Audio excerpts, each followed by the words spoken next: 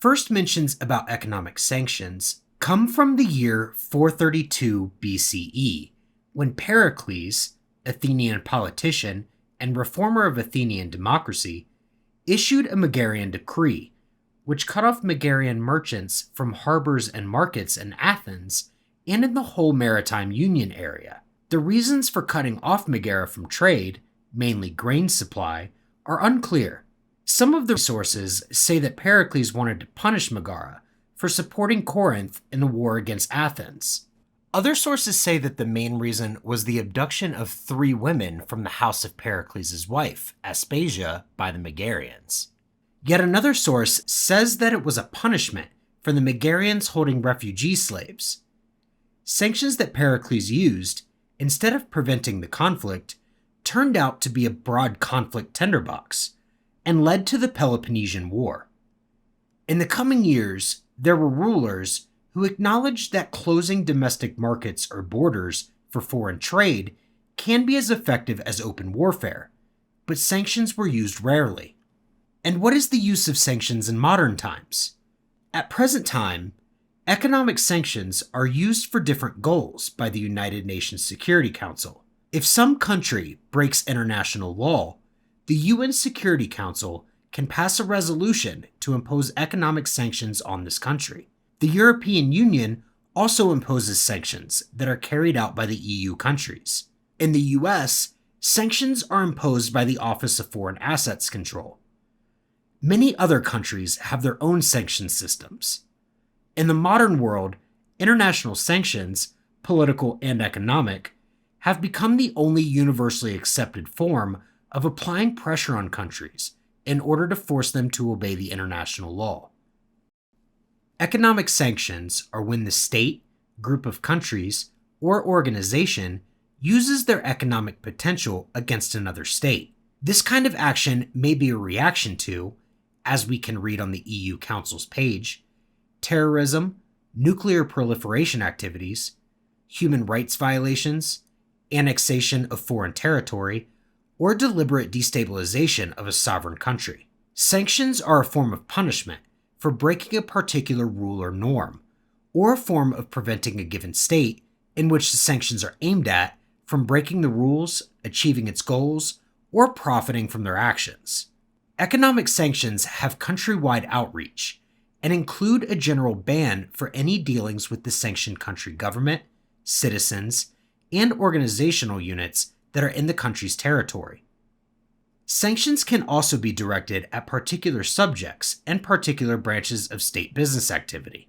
Economic sanctions can be further categorized to financial sanctions, trade sanctions, and sectoral sanctions.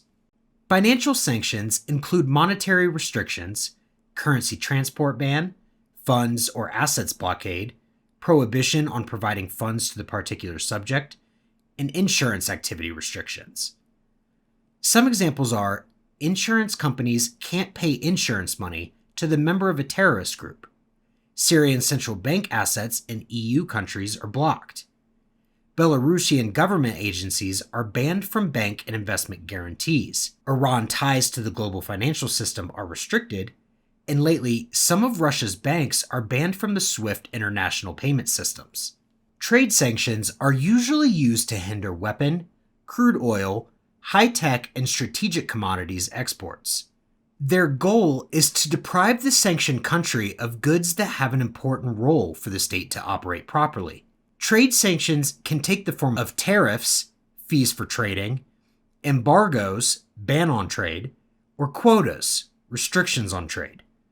Examples of trade sanctions use are the US and EU embargo on Iranian oil, the ban on exports and imports of weapons, and the ban of exports of dual-use items that have the potential for military or weapons applications for Russia, sanctions against Belarus affecting imports of oil-based goods, artificial fertilizers into the EU, and the ban on the transit of these goods through EU territory. Sectoral sanctions are imposed on particular economic sectors and groups of goods. We can say that sectoral sanctions are more surgical than traditional sanctions.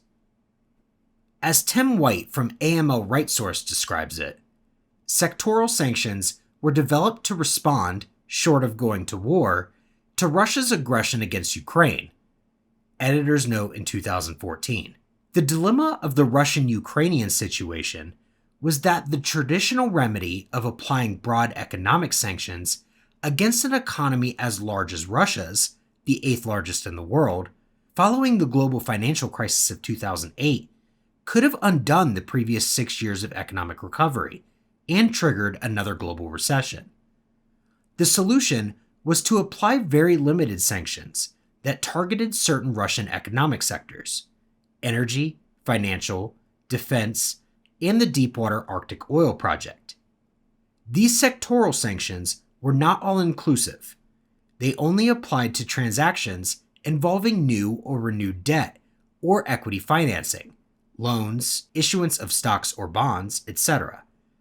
This surgical application of financial sanctions had three objectives: create rapid deflation of the ruble, the Russian currency; make Russia question their ability to grow without access to new or renewed capital; minimize any subsequent collateral economic damage to the very fragile global economy. Sanctions are the most discussed strategy of international states' interactions. They are controversial because of premises of implementing them, exterritorial character, and efficiency. The advantage of economic sanctions is that they are an alternative for use of military force, and it's certainly a more humane way to achieve goals than war, although they do take time to work. Sanctions harm the government they are directed at, but also harm companies and entrepreneurs that profit from their connections with the regime and from military actions. However, many economic sanctions are inefficient. They don't help to achieve assumed goals. A very harsh sanctions policy leads to exhaustion of any options for further economic pressure. We saw that in Iran and North Korea. Sanctions against North Korea were the harshest sanctions the EU ever imposed, and yet seemed inefficient. Disclaimer: we don't consider present sanctions against Russia because they are still in motion, and we don't know neither the final scale nor the effects yet. It was similar in the case of Iran. Most of the assumed goals were not achieved by sanctions. The economy managed to survive sanctions shock and even began to grow. Also, previous sanctions against Russia, after 2014, failed to prevent the war that we witness today. The collateral damage of sanctions is that they often harm ordinary citizens, including those who don't agree with their government's policies. In the worst case, they lead to poverty and very bad living conditions, like in Syria and Iran, and still don't change the regime's policies. Harsh sanctions against Cuba led to shortages in medical care and electrical power outages. Sanctions are a risk not only to subjects that the sanctions are directly aimed at, but also for every subject that rely on cooperation with them. For entrepreneurs, sanctions means that it is forbidden to trade with sanctioned subjects. The main cause of sanctions inefficiency, compared to assumed goals, is that states don't enforce them the way they should, as they are obliged by the UN Security Council. Often sanctioned countries are ruled by dictators who don't want to comply to international rules.